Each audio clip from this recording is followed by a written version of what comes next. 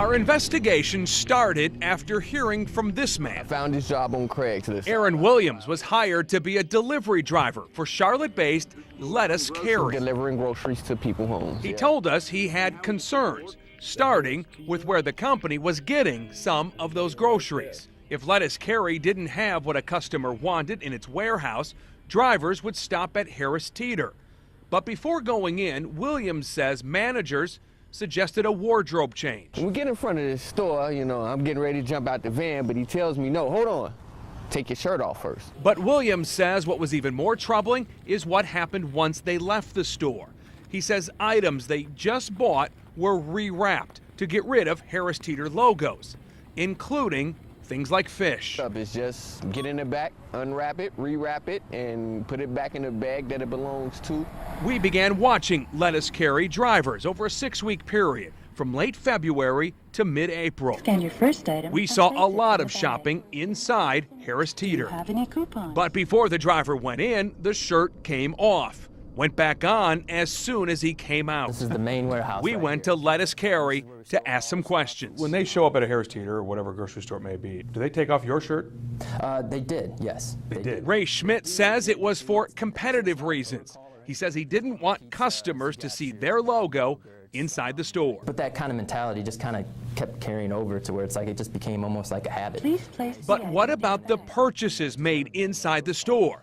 When it comes to handling fresh food, particularly fish, there are some very strict standards. We had been told that there was some wrapping going on inside of vehicles.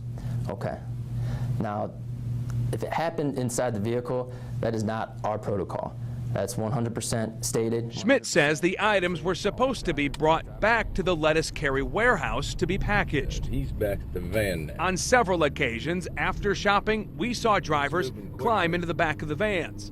5 to 10 minutes later, they got in the driver's seat and headed straight for the customer's house. They were not on our radar. Dan Reagan is with the Food and Drug Protection Division of the North Carolina Department of Agriculture. He says his office hadn't heard of Lettuce Carry until we called him. Having found out that they were actually operating a warehouse and doing some other things, we decided as a food safety organization, which is what we are, that we needed to go find out what was going on. The state sent an inspector in. Reagan says the biggest concern was the handling of fish. It's not properly labeled, and there are requirements for labeling of fish. Lettuce Carry was told it can't remove original wrapping, which has followed proper labeling requirements, and replace it with plain butcher wrap. The company was told it needs to comply with all labeling regulations. So once we found that out, we just stopped the rewrap. Regulators visited Lettuce Carry in late March.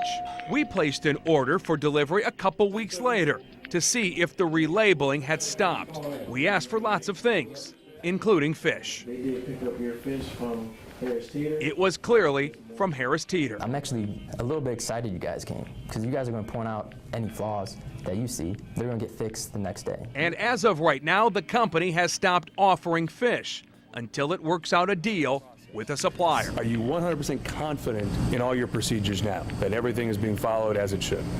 Yes, absolutely. We want to make it perfectly clear there have been no reports of health issues tied to Lettuce Carry.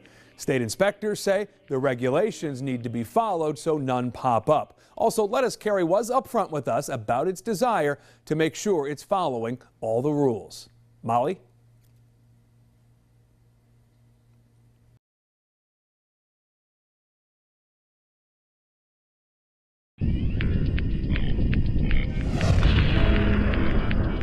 This is the main warehouse right here. It's a Charlotte area company that promises convenience. This is not a Harris Teeter yet. This is not a buy-low.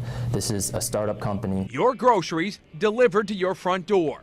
It's a different way to shop. So different, state food safety inspectors weren't in the loop. They were not on our radar. Until we asked some questions about the way some of the food was being handled. We needed to go find out what was going on. Come in, tell us what we're doing wrong, so we don't get Jamie coming in here and investigating us. WBTV investigates tonight at 11 on WBTV News 3.